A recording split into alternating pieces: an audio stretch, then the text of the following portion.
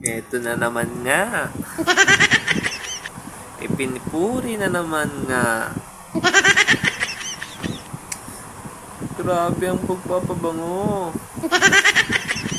Si Romeo talaga, oo. Yan ba yung bangag na sinasabi ng mga DDS? Yan ba ang adik na sinasabi ng mga DDS?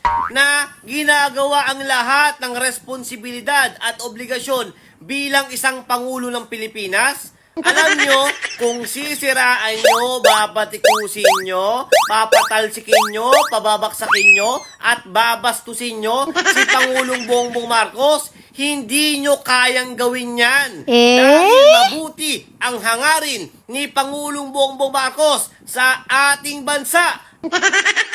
Wanag, ikaw, bobo, putang ina mo ka! Heto na naman tayo sa papuri nito eh. Ay, nako. Parang sagad-sagad na papuri na yan ah. Sabagay, malapit na palang Pasko. Merry Christmas at nag-aabang na ng bonus. Alam mo, kung talagang ginagawa niya ang tungkulin niya bilang presidente, ipakulong niya yung mga sangkot sa flood control. That's right!